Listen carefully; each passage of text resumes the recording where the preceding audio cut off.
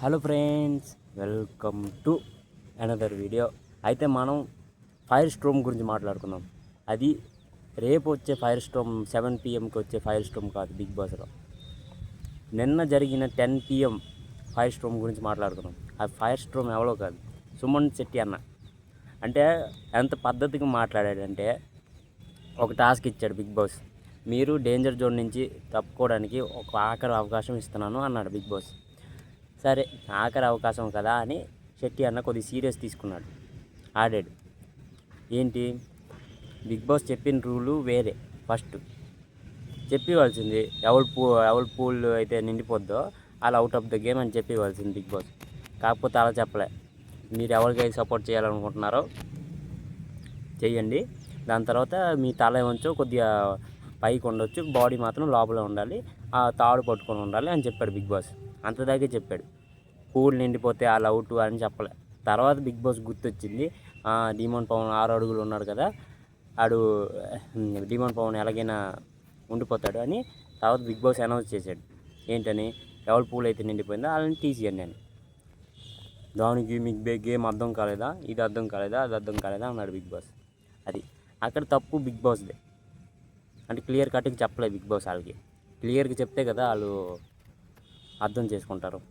అయితే నిన్న సుమన్ శెట్టి అన్న ఫైర్ ఏంటంటే, కాలు సపోర్ట్ ఏమంచో పూల్కి వస్తుందని ఎవరు సంచాలక్ ఫ్లోరా సైని గారు తీశారు. శెట్టి అన్న యువర్ అవుట్ అన్నది. నో సిస్టర్, నో అవుట్, నెయ్ అవుట్, అవుట్ నెయ్ అన్నాడు శెట్టి అన్న. దాని తర్వాత కోపం వచ్చింది. రాము నేను అవుటా రాము, ఇది అది అన్నాడు అనమాట. కంటిన్యూ అవ్వండి. ఎవరో కారు నడుపుతున్నారు, కొత్తగా నేర్చుకుంటున్నారు. మనం వీడియో చేస్తే మనం గుద్దెత్తే ఎవరి రెస్పాన్సిబిలిటీ, అందుకే వీడియో కొద్దిగా పాజ్ చేసాం అనమాట. అయితే రాము అవుటా రాము, నేను ఎప్పుడైనా ఆర్గ్యుమెంట్ పెట్టుకున్నాను రాము, నేను అవుట్ కాదు అంటే న్యాయంగా వెళ్ళట్లేదు వీళ్ళు అని ఎంత పద్ధతిగా చెప్పాడంటే సుమన్ అన్న, అంత పద్ధతిగా చెప్పాడు. నాకు నచ్చాడు నిన్న.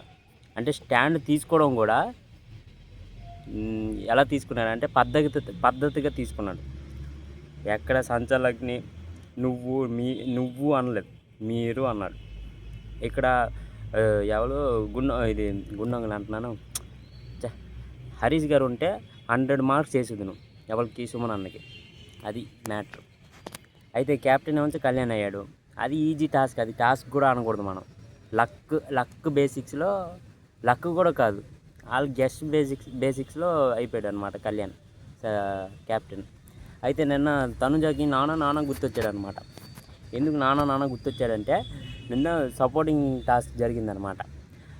ఎందుకు, నేను మొన్నే కదా కళ్యాణ్తో ఆడావు గేము, కళ్యాణ్తో ఎందుకు సపోర్ట్ చేయలేదు, నాన్న అని ఎందుకు సపోర్ట్ చేశాడు, నాన్న వడ్డిస్తేనే వద్దన్నావు.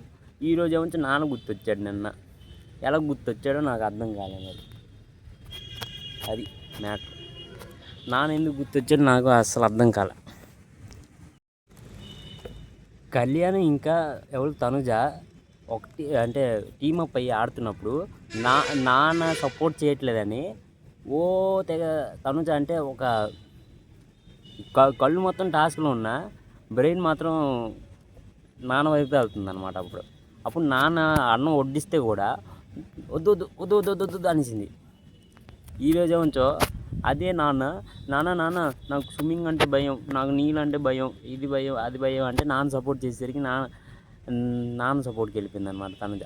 అంటే ఫ్లిప్ అయిపోయింది. ప్లేట్ ఇలాగుందా, ఇలాగైపోయింది, మళ్ళీ ఇలాగైపోద్ది తనుజ ఇష్టమే. ఇంకేంటి, గేమ్ ఆడుతుంది, అదే ఫ్లోలో వెళ్ళిపోతుంది. అక్కడ అర్థం చేసుకోవట్లేదు కళ్యాణ్ ఫైట్ చేయాల్సింది, ఫైట్ చేయలేదు ఎందుకు అని ఆలోచించారు కదా, ఆలోచించలే. గో విత్ ద ఫ్లో, అలా వెళ్ళిపోతుంది తనుజ ఆట. ఇప్పుడు స్పర్ణి గారు నన్ను చెప్పింది కరెక్టే. తన వల్ల డేంజర్ జోన్ నుంచి హౌస్మేట్ అయ్యాడు ఎవరు, కళ్యాణ్. మళ్ళీ తన వల్లే క్యాప్టెన్ అయ్యాడు. అది మ్యాటర్. చలో, ఇది మన రివ్యూ. మీరు కామెంట్ చేయండి. అయితే like, comment, share and subscribe.